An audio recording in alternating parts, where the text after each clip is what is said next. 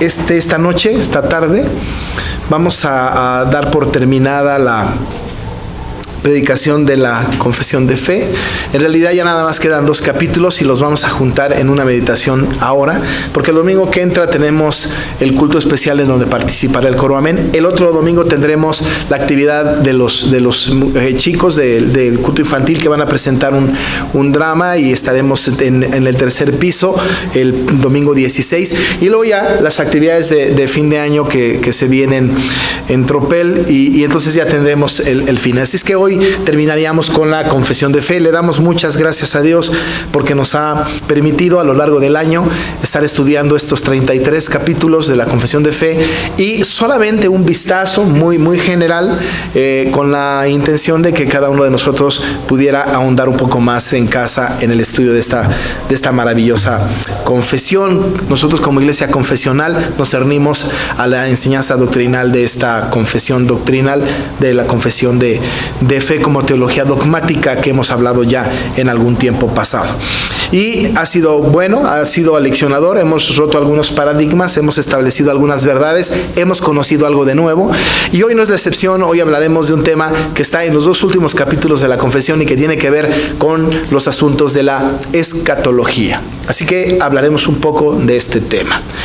Cuando hablamos de este tema de la escatología, tenemos que definir términos, pues, por cierto, porque normalmente no se utilizan estos términos en las iglesias, solamente lo manejan los que están en el seminario, los que estudian, etcétera. Pero nosotros tenemos que tener la capacidad de manejar estos términos. El escatón o la escatología es la doctrina, es parte de la teología sistemática, también dogmática, que habla acerca de las últimas cosas. La escatología, pues, habla de lo último. El escatón es lo último, y la logía es el tratado de lo último, de las últimas cosas. Así es que estamos hablando de una doctrina de las últimas cosas, la escatología. Cuando hablamos de escatología, tenemos que hacer una distinción muy precisa, que no estamos hablando de los libros proféticos del Antiguo y del Nuevo Testamento. Normalmente consideramos nosotros los libros como Daniel, quizá como Ezequiel posiblemente, y Apocalipsis como libros escatológicos. Ciertamente tienen información escatológica, pero el estudio de la profecía no es escatología, es profecía.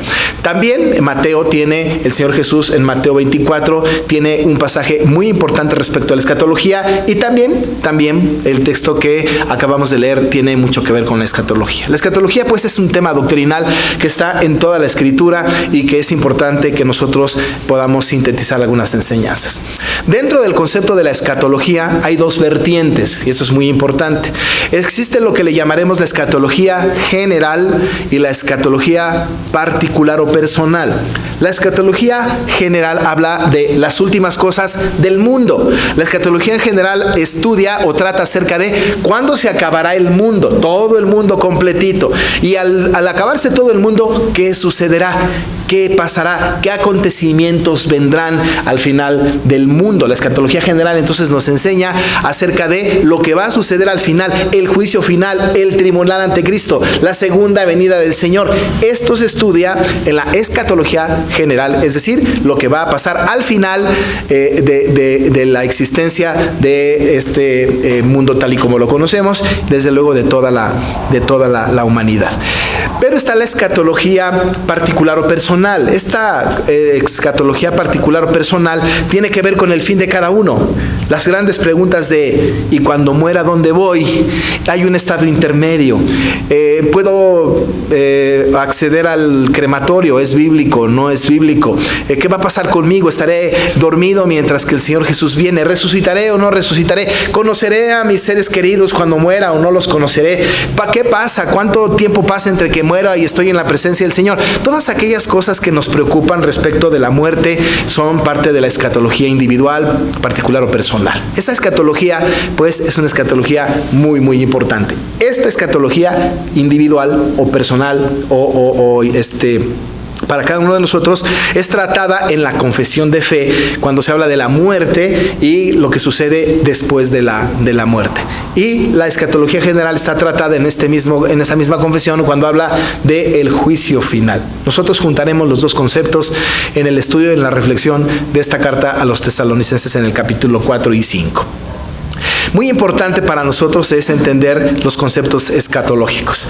Los conceptos escatológicos no son conceptos que nos deben de dar miedo.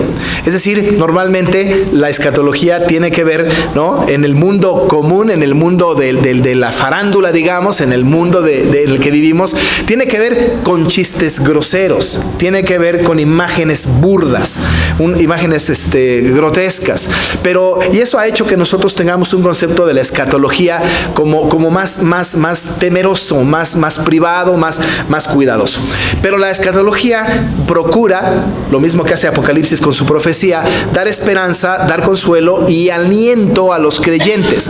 Por eso el apóstol Pablo, cuando escribe a los tesalonicenses, quisiera yo que no cerraran su Biblia y notaran que varias veces, por lo menos 3 veces, el apóstol Pablo en esta sección que leímos habla de tener esperanza, de alentarnos, de confortarnos, de estar en esta condición. Miren lo que dice el verso 13 del capítulo 4, por ejemplo. Dice: tampoco queremos, hermanos, que ignoréis acerca de los que duermen, es decir, los que mueren, para que no os entristezcáis, dice él, como los otros que no tienen esperanza. Ahí dice, debemos tener esperanza. Pero más adelante, al final del capítulo 4, nos exhorta y dice: por tanto, alentaos los unos a los otros con estas palabras. Aquí hay otro énfasis sobre aliéntense, anímense. Pero al final de la sección que leímos en el versículo 11, vuelve otra vez con la misma idea. Después de este concepto, dice: por lo cual, animaos unos a otros y edificaos unos a otros, así como lo hacéis.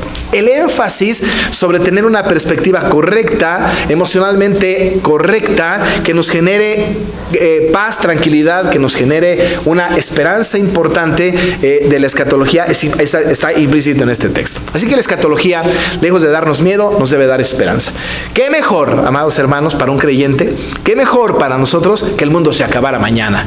Sería fantástico, ¿no? Porque las implicaciones de que el mundo termine son implicaciones verdaderamente esperanzadoras, porque vendrá el Señor por nosotros y nos llevará al cielo con Él, mientras que estamos vivos. La resurrección la perderíamos, pero nuestros cuerpos transformados serían garantizados. Sería excelente, sería maravilloso, pero el mundo hoy tiene miedo de esto. El mundo se va a acabar y apenas hay un suceso cósmico, hay un suceso de la naturaleza, hay un suceso de alguna forma y entra pánico en la gente. El mundo se va a acabar y hay pánico. El creyente debe de estar esperanzado en que un día esto se acabará, y tenemos incluso que estar pidiendo al Señor, que se acabe esto, ¿no? Que se acabe cuando tú quieras, porque eso nos llevará a tu presencia. Y cuando hablamos de la muerte, no se diga. Estamos hablando de la muerte y nos da mucho temor.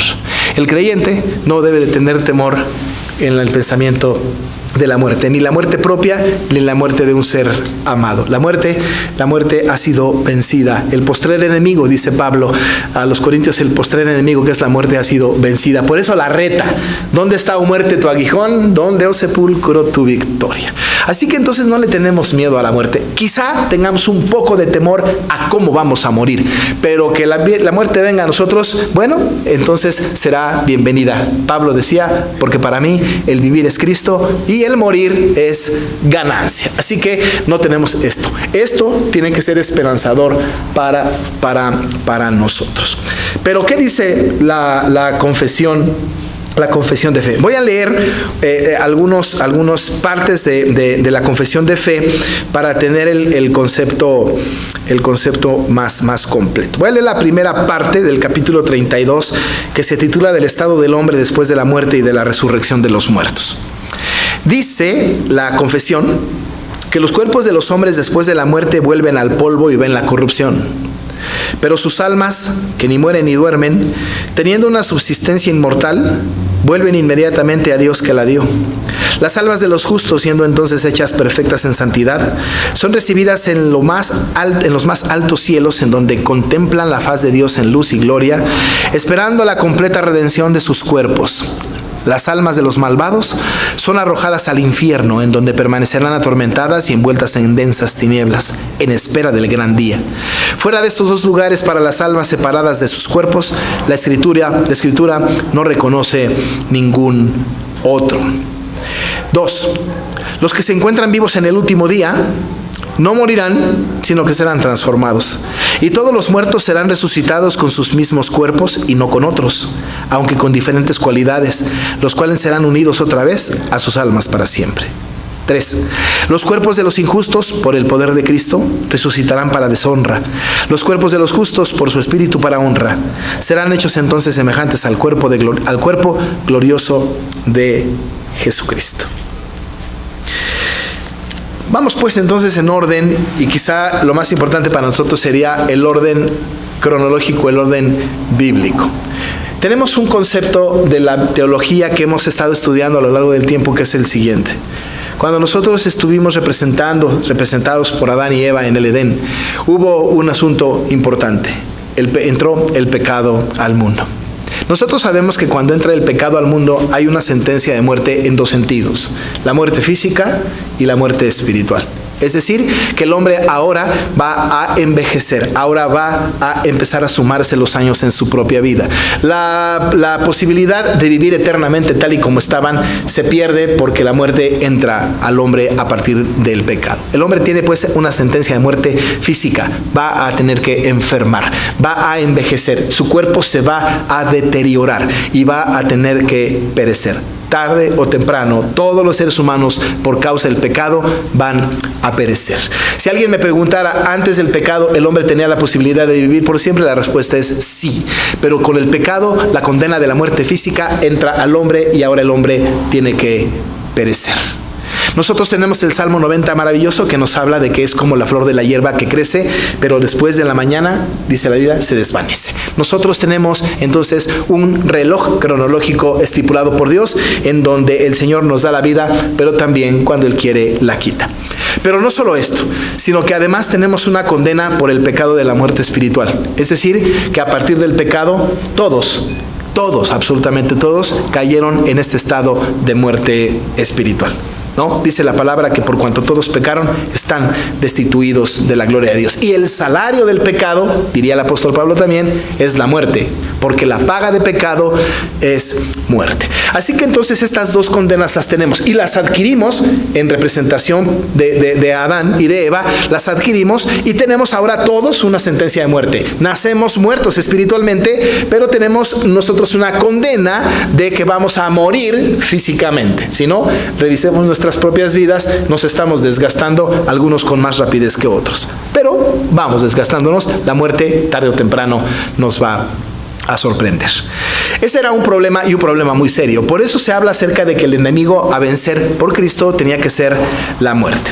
Cuando pensamos en este asunto, el Señor ya estableció desde el principio en Génesis 3:19 que nosotros venimos del polvo, pero se expresa una sentencia importante. Del polvo venimos, pero al polvo volveremos. Es decir, que hay una idea de que nosotros del polvo, porque del polvo fue que venimos cuando el Señor hizo de la tierra y formó a Adán y sopló en el aliento de vida, venimos de la tierra, venimos del polvo y al polvo hemos de regresar. La sentencia está escrita y está a partir del momento en que el hombre entra en pecado. Antes no, ahora tenemos un destino de llegar de nuevo al polvo.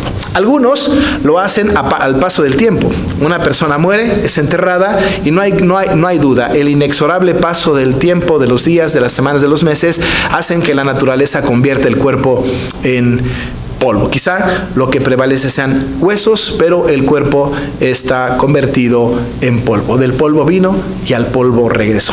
Algunos otros apresuran el proceso. No hay nada más que morir, meterlos a un horno, los queman y el asunto está adelantado, pero el mismo destino para todos. Hace poco una persona me preguntó: pastor, ¿está bien que incineremos a los muertos? Lo que yo digo es lo único que hacemos es adelantar el proceso, porque recordamos incluso a los mártires, ¿no?, que murieron quemados. Hablábamos hace poco en la semana de la reforma de Hus, ¿no?, que fue quemado vivo. Wycliffe no nos importa mucho porque fue exhumado sus huesos y quemado después, pero de Hus sí fue quemado vivo, y como él muchos otros han sido quemados en la hoguera y fueron al polvo. Lo que pasó ahí fue una incineración involuntaria, pero fueron verdaderamente quemados. Dice pues la Biblia que una de las cosas que tenemos que entender es que venimos del polvo y es el mismo destino al que nosotros vamos a regresar. Pero hay un concepto importante, porque cuando hablamos del polvo a la tierra otra vez, estamos hablando pues de que ahí se da por sentada la muerte física. Es decir, ahí está concluida esta parte de la sentencia de la muerte física. Pero ¿qué hay del espiritual? Todos los seres humanos nacen con un alma, pero con un alma muerta. Es importante que nosotros sepamos que todos los seres humanos tienen alma, desde luego que sí, pero el alma también puede vivir o no. Puede vivir o no. Cuando Ezequiel escribe, también hay una porción en Eclesiastés, pero se habla acerca justamente del alma que puede morir. Incluso escuchamos en la Biblia decir, el alma que pecare, esa también morirá. Es decir, el alma puede morir. Cuando entró el pecado al hombre, el alma entendemos que nace muerta. Por supuesto pensamos, por supuesto caminamos, por supuesto andamos, por supuesto razonamos, pero el alma del ser humano nace en esta condición de muerte. Y el alma tiene que ser redimida. El alma, cuando el alma es redimida, entonces el cuerpo, que es muerte física, va al polvo, porque de ahí vino, pero el alma, dice la Escritura, vuelve al Señor que la creó. Hay un pasaje que está justamente en este libro de Eclesiastés, capítulo 12, que vale la pena mencionarlo en este sentido, porque junta entonces lo que pasa con el cuerpo y lo que pasa con el alma. Dice Eclesiastés 12:7. Y el polvo vuelve a la tierra como era, y el espíritu vuelve al Dios que lo creó. Así que nosotros entendemos que el alma o espíritu, los que pretendemos ser dicotomistas en este sentido, pensamos que el alma y el espíritu vuelve al Señor, pero el cuerpo viene al polvo porque del polvo vino. Ahí empezamos con un asunto un poco complicado. El cuerpo se va pues al polvo porque del polvo vino y al polvo tiene que regresar, y por otro lado el alma se va con el Señor. Tenemos estas dos ideas juntas otra vez cuando Job se encuentra en esta crisis en la que Satanás, con permiso del Señor, lo pone, y tenemos a Job en el capítulo 14, verso 14, preguntándose si el hombre muere, ¿volverá a vivir? Y esa es una pregunta muy importante. Pero en el capítulo 19 del libro de Job, en el versículo 25 y 26, hay una expresión maravillosa de Job en donde él mismo dice un texto que es maravilloso: yo sé que mi Redentor vive, y aún deshecha está mi piel, con mi carne he de ver a Dios. Es decir, él está seguro que su piel va a ser deshecha, que su cuerpo va a ser deshecha, y que aún en el polvo, después con sus ojos, dice él, y no con otros, voy a ver a Dios. Tiene la garantía de ver al Señor. Ciertamente su cuerpo se deshace, ciertamente se va al polvo, pero al final del tiempo sus ojos van a ver al Señor. Así que entonces tenemos el concepto de que el hombre vino del polvo y al polvo va, y el espíritu o el alma vuelve a Dios que lo creó. Pero tenemos nosotros en este texto que acabamos de estudiar una promesa, y también está en 1 Corintios 15, de que estaremos nosotros con el Señor. Dice, y estaremos siempre con el Señor. El versículo 17 lo garantiza. Al final del versículo 17 dice, bueno, todo el 17, luego nosotros los que vivimos, los que hayamos quedado, seremos arrebatados juntamente con ellos en las nubes para recibir al Señor en el aire. Dice, y así estaremos siempre con el Señor. Así que entonces debe de surgir la pregunta, si vamos a estar siempre con el Señor, ¿cómo vamos a estar con el Señor? ¿En cuerpo o en alma? ¿Vamos a ser solamente espíritus fugaces que estaremos brincando como ángeles de nube en nube? ¿Cómo estaremos en el cielo? ¿Será solamente el espíritu? ¿Seremos espíritus que estaremos solamente circulando por el espacio en la presencia de un Dios eminentemente espiritual? ¿Qué va a pasar con nosotros? Porque si dice que estaremos siempre con el Señor, ¿qué parte de nosotros estará con el Señor? Bueno, la respuesta es increíblemente sencilla. Lo que va a estar con el Señor somos nosotros en cuerpo y alma. estaremos completos delante del Señor. Tendremos cuerpo y alma. Pero ¿qué pasó? Cuando morimos, el cuerpo se hizo polvo y el alma se fue con el Señor. ¿Cuándo sucederá aquello en que el alma que está con Cristo, que está con el Señor, se una entonces al polvo y se convierte en cuerpo, para entonces alma y cuerpo y espíritu vayan delante del Señor? Esto es el tema de la confesión. ¿Qué sucede entonces? ¿Cómo sucede semejante cosa? Este conocimiento, que es suprarracional, debe ser entendido solamente bajo el criterio de la Biblia, y se necesita en realidad mucha fe. Mucha fe. El apóstol está hablando a los tesalonicenses de este tema y va a hablar acerca de cómo sucede este fenómeno, y nos lo explica. Va a decir, otra vez desde el versículo 13: tampoco queremos, hermanos, que ignoréis acerca de los que duermen. Esta expresión de los que duermen es un eufemismo para los que murieron. Es decir, los que duermen es un eufemismo. Tengo que hacer esta aclaración porque tenemos que romper con la idea de que el creyente o las personas cuando están en la tumba están durmiendo. Un sueño profundo. No es cierto, murieron. Hay una muerte sin duda.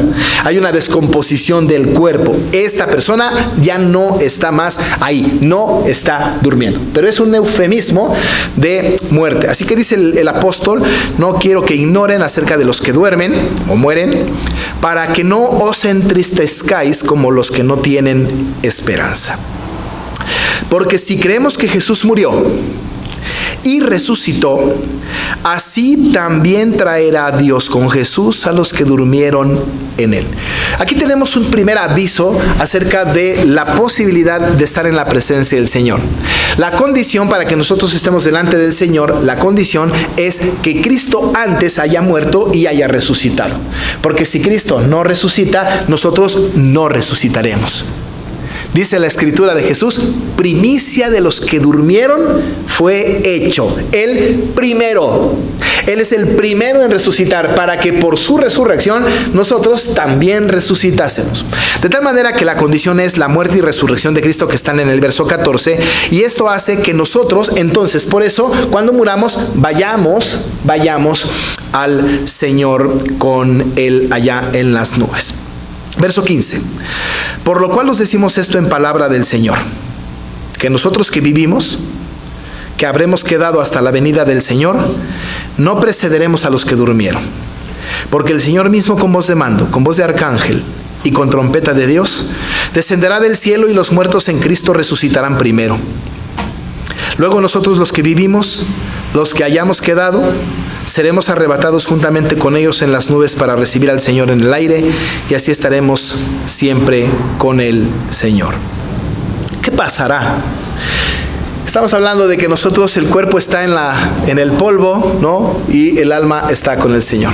¿Qué pasa cuando morimos? Y de ahí se desprende todo este pensamiento.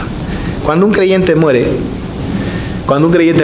apenas respira su último aliento de vida y muere, perece y es regenerado, es cristiano, en el instante mismo en que expira, en ese mismo instante su alma está con el Señor.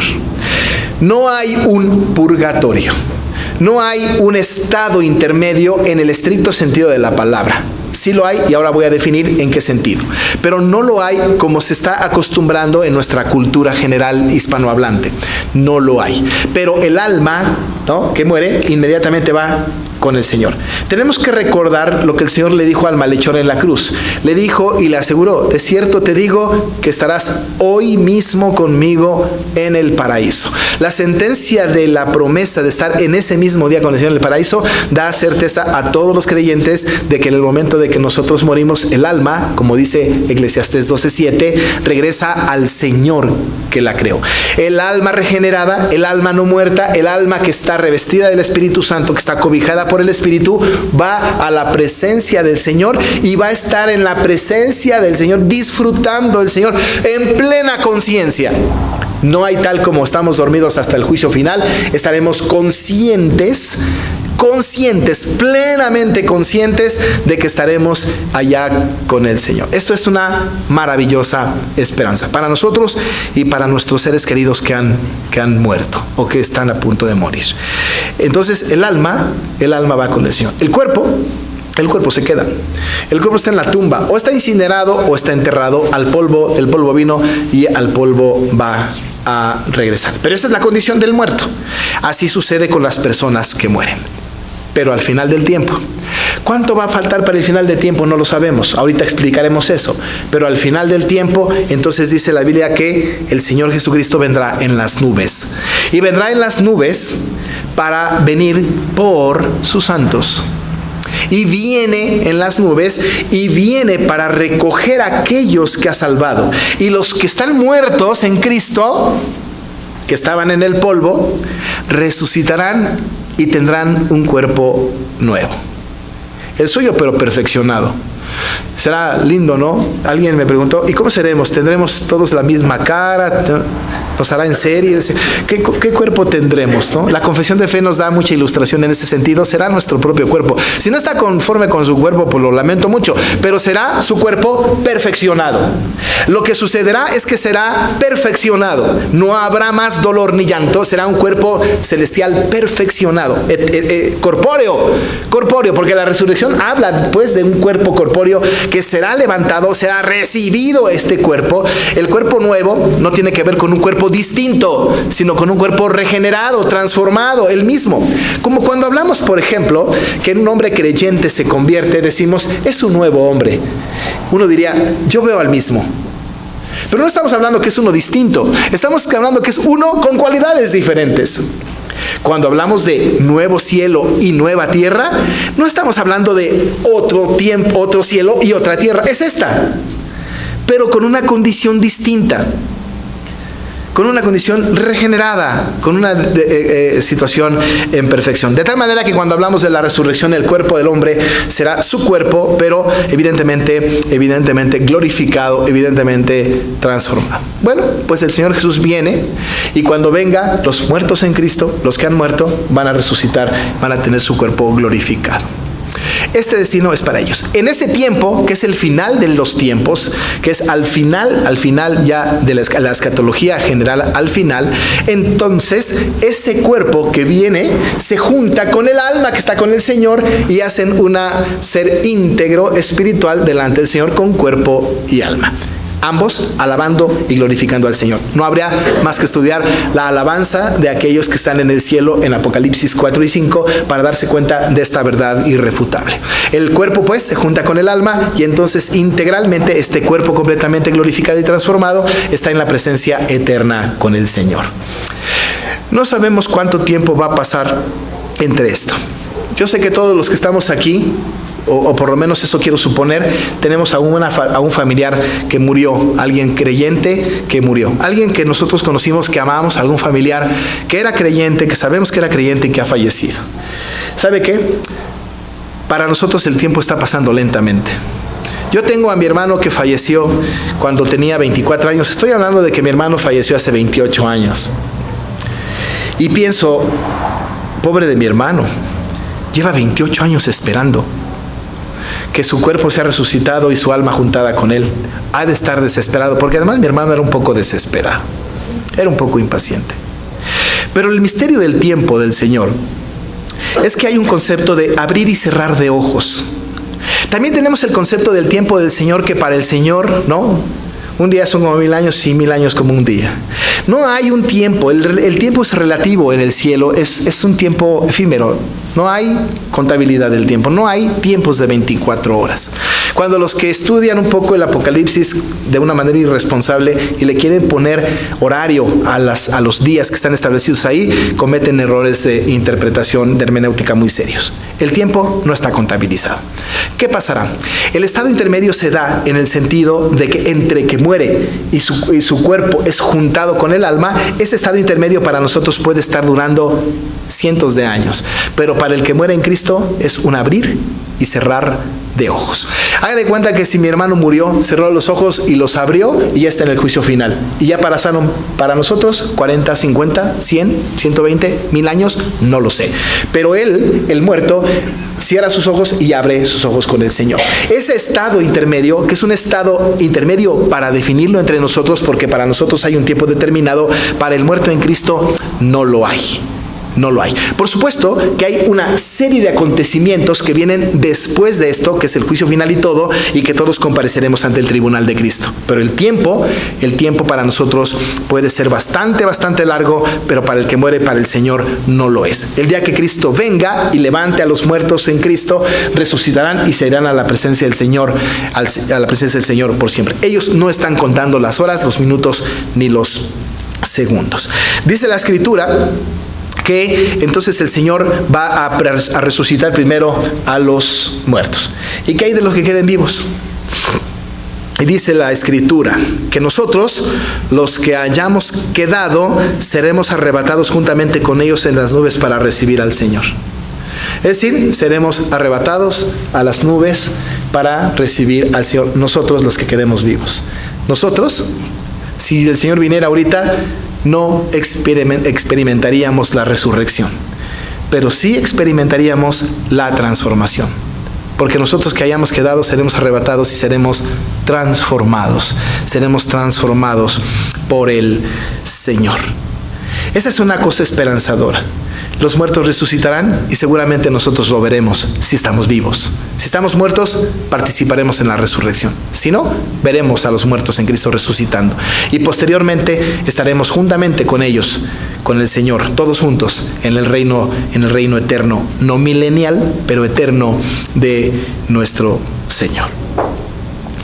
Pero ¿cuándo va a pasar eso? ¿Cuándo será? ¿Cuándo se terminará todo esto? Dice Pablo, porque además seguramente le está contestando a los tesalonicenses que tenían estas dudas. Pero acerca de los tiempos y de las ocasiones, dice él en el capítulo 5, no tenéis necesidad, hermanos, de que os escriba. No hay necesidad de que yo les escriba. Los tiempos y las ocasiones. Fíjese que desde el punto de vista bíblico, en el idioma original, hay dos palabras para tiempo. Alguna vez lo expliqué. Una es cronos, la otra es kairos. La palabra cronos mide extensión de tiempo más que ocasión. Cronos, así es, extensión. Es como cuando uno va a echar una carrera y mide el tiempo. ¿En cuánto tiempo corre? 100 metros. Y entonces el cronómetro, de ahí viene el cronómetro de Cronos, empieza a sonar, ¿no? Y empieza la carrera y cuando llega al final, se apaga el cronómetro, mide extensión. ¿Cuánto tardó de aquí a acá? Eso es Cronos. Pero kairos tiene que ver más con ocasión que con extensión. Si yo les digo, hermanos, el próximo domingo nos vemos aquí a las 5 de la tarde, no estamos hablando de extensión, estamos hablando de un momento preciso, a una hora precisa, en un espacio preciso. Kairos tiene que ver más pues con ocasión que con extensión.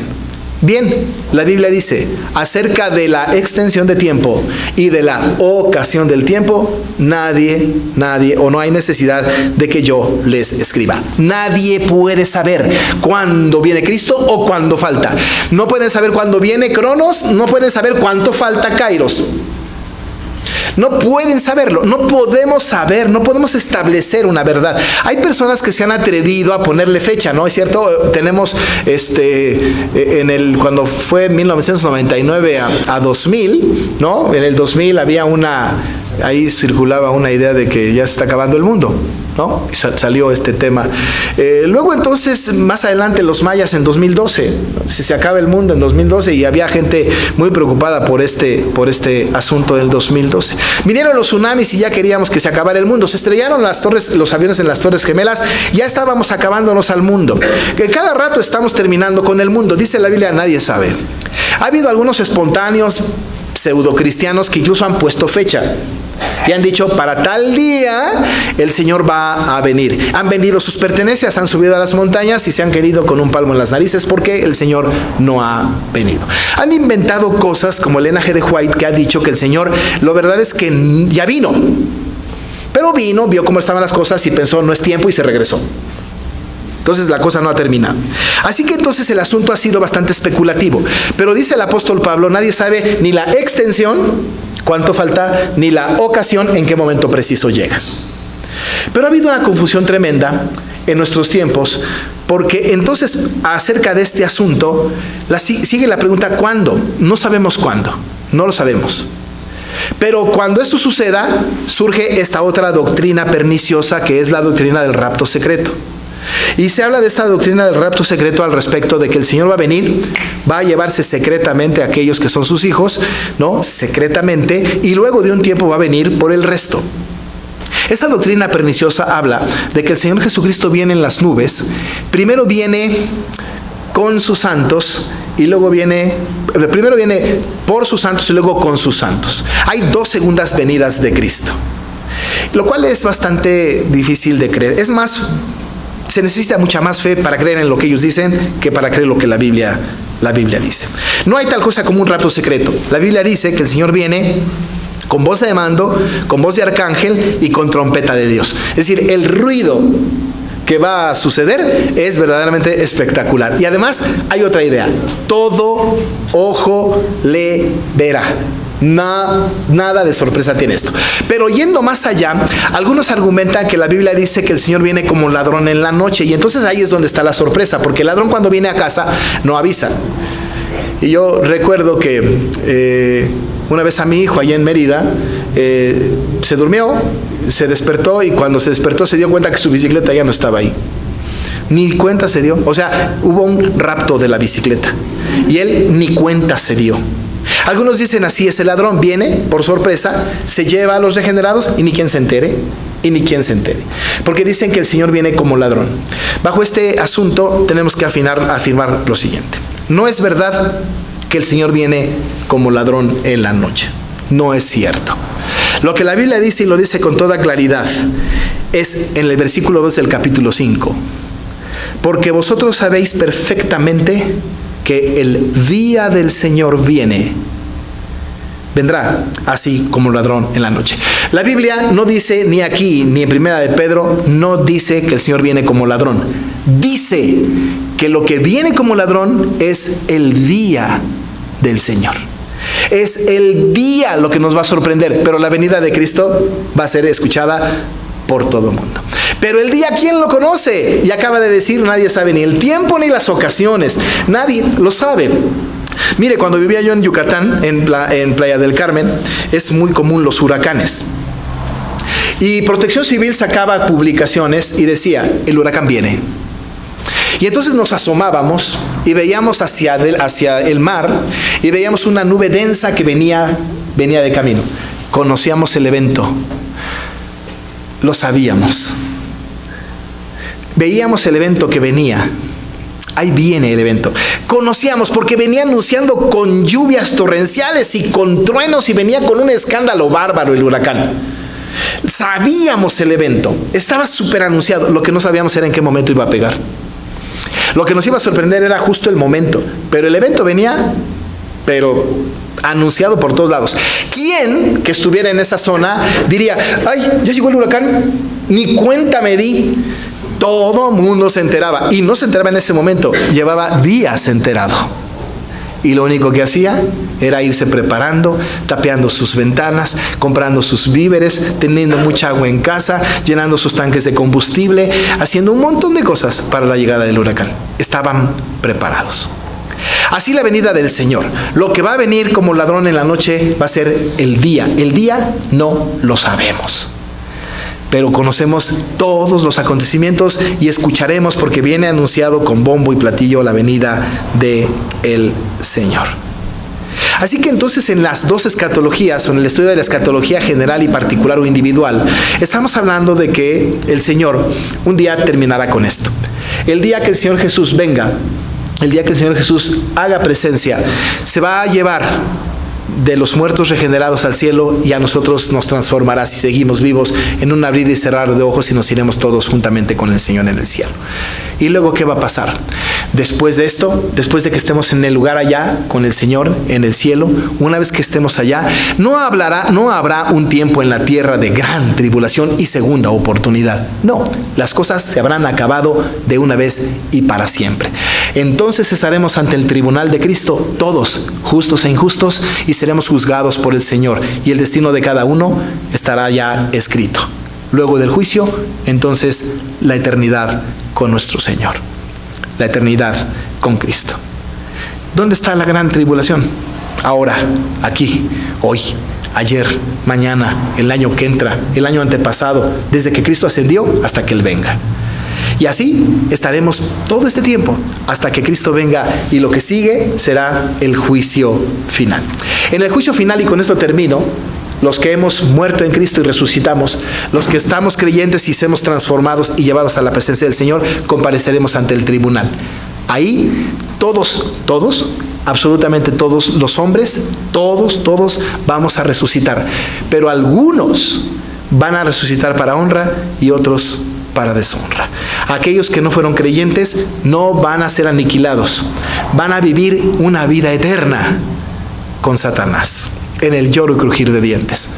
Para nosotros los creyentes seremos juzgados, y el Señor nos tiene que decir: bien, buen siervo y fiel, sobre poco fuiste fiel, sobre mucho te pondré, entra al gozo de tu Señor, y viviremos eternamente con Cristo. Por eso la urgencia de la predicación, porque queremos que la mayor cantidad de gente se salve. No sabemos quiénes son, pero esto está en el corazón del creyente. Así que moriremos, sí, y es una bendición. Estaremos con el Señor, el cuerpo al polvo, el alma al cielo. Un día estaremos unidos con el Señor en cuerpo, de manera corpórea y consciente. Vendrá el juicio final y estaremos con el Señor por siempre. Y la Biblia termina haciendo una afirmación, diciendo en Apocalipsis: ven, Señor Jesús. Ven, Señor Jesús. Así que nosotros anhelamos la venida de Cristo, y que esto acabe cuando el Señor quiera. Mientras tanto, tenemos que estar cuidando en santidad nuestra propia vida. Vamos a orar. Señor,